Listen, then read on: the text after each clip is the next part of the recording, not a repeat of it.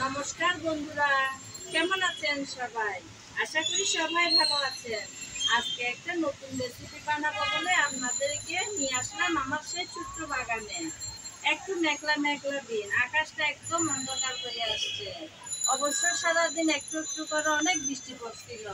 হঠাৎ ইচ্ছা হলো একটু মজা করে কিছু একটা খাই। তো কি করা যায় বন্ধুরা? সেজন্য ভাবলাম আমার বাগানে লাউ গাছ আছে। এই যে বন্ধুরা দেখুন, আমার বাগানে লাউ গাছে কি সুন্দর ফুল ফুটে আছে। এখান থেকে দু চারটা পাতা নিয়ে আজকে আমি লাউয়ের পাতার পাকোড়া বানাবো। বেশি লাগবে না কিন্তু পাতা, 4-5টা পাতা হলে কিন্তু হয়ে যাবে। বাগানে এভাবে ফুল ফুটে থাকলে না আমার ভীষণ ভালো লাগে। দেখুন কি সুন্দর করে লাউ গাছে ফুল ফুটে আছে। এখানেও অনেকগুলো ফুটে আছে, আবার ওইদিকেও কিন্তু দেখুন খুব সুন্দর দেখাচ্ছে, তাই না বন্ধুরা? চলুন তাহলে এখন লাউ শাকের পাতা নিয়ে নিই।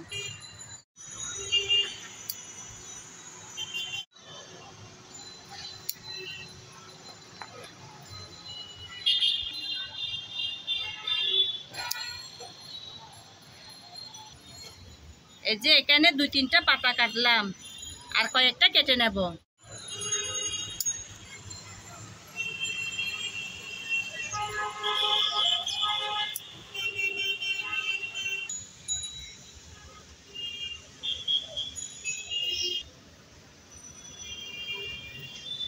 একটু একটু করে প্রায় 8-10টার মতো পাতা নিয়ে নিলাম, আর লাগবে না। এখন পাকোড়া বানানোর পালা। লাউ শাক প্রথমে আমি কেটে ধুয়ে পরিষ্কার করে নেব। লাউ শাক আমি কেটে ধুয়ে পরিষ্কার করে নিলাম। আমি এরকম সাইজ করে কাটলাম। শাকের উপর প্রথমে দিয়ে দেব বেসন। আমি এখানে 1/2 কাপ পরিমাণ বেসন নিয়েছি। 1/2 কাপেরও অর্ধেক নিয়েছি চালের গুঁড়ো। চালের গুঁড়ো দিলে পাকোড়া খেতে মুচমুচে ক্রিস্পি হয়। আমি নিয়েছি এই চালের গুঁড়া থেকে, এই যে এই ব্র্যান্ডের চালের গুঁড়াই ব্যবহার করলাম। এখন দিলাম সামান্য হলুদ, তারপর দিলাম ভাজা জিরা পাউডার, তারপর স্বাদমতো লবণ, তারপর কুচানো পেঁয়াজ, তারপর কুচি করে রাখা মরিচ। এখন একটা ডিম আগে থেকে ভেঙে রেখেছিলাম, সেটা দিয়ে দিলাম। এখন সবগুলো একসাথে ভালো করে মেখে নেব। আমি আগে সব মশলা, বেসন, শাক, ডিমের সাথে ভালো করে মেখে নেব। মাখানোর পরে যদি মনে হয় পানি লাগবে, তখন আমি আরেকটু পানি দেব, আগে দেব না। মনে হয় একটু পানি লাগবে।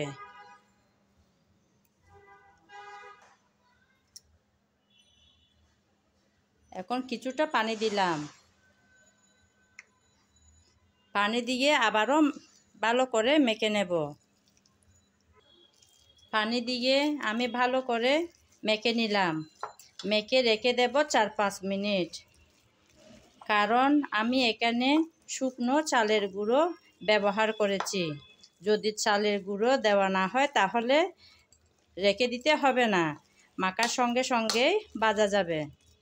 আমি চালের গুঁড়ো দিয়েছি তো সেজন্য 4-5 মিনিটের জন্য রেখে দেব।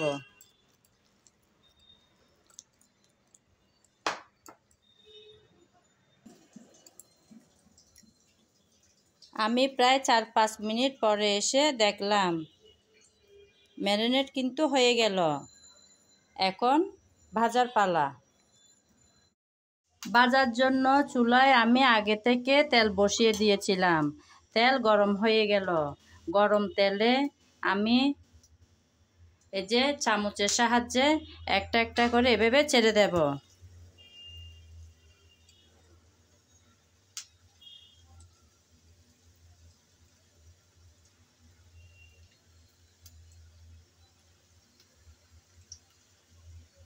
আমার আজকের ভিডিও যদি আপনাদের কারো ভালো লেগে থাকে তাহলে আমার চ্যানেলটি সাবস্ক্রাইব করে আমার সাথে থাকবেন, লাইক কমেন্ট শেয়ার করবেন। আর যদি ফেসবুক পেজে দেখে থাকেন তাহলে পেজটি ফলো করে দেওয়ার অনুরোধ রইল। একটা একটা করে প্রায় অনেকগুলো দিয়ে দিলাম। অপেক্ষা করব একটা সাইড যাতে ভালো করে হয়ে ওঠে। চুলার আগুনটা কিন্তু মাঝারি আঁচেই রাখতে হবে। চুলা বড় করে দিলে চুলার আগুন তাহলে কিন্তু তাড়াতাড়ি কালার চলে আসবে, কিন্তু ভিতরে ভালো করে হবে না, কারণ এখানে আমি চালের গুঁড়ো দিয়েছি।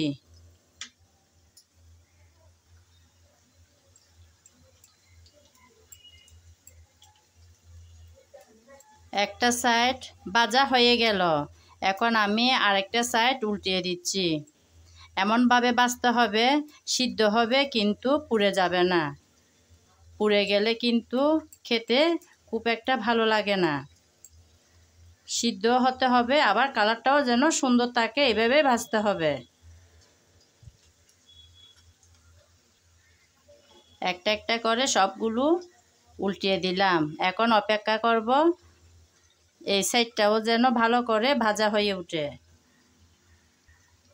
দুটো সাইড আমি উল্টিয়ে পাল্টিয়ে ভালো করে ভেজে নিলাম। এখন তুলে নেব। এভাবে সবগুলো পাকোড়া আমি ভেজে তারপর ফিরে আসব। রেডি হয়ে যাওয়া লাউ পাতার পাকোড়া আমি আপনাদেরকে পরিবেশন করে দেখালাম। দেখলেন তো বন্ধুরা, কত সহজ করে আজকের পাকোড়াটা আমি বানিয়ে দেখালাম। বাগানে গাছ লাগিয়েছি বলে আজকে হঠাৎ ইচ্ছা হলো খেতে, ঝটপট নিয়ে রেডি করে নিলাম। আজ এ পর্যন্ত। সবাই ভালো থাকবেন। নমস্কার।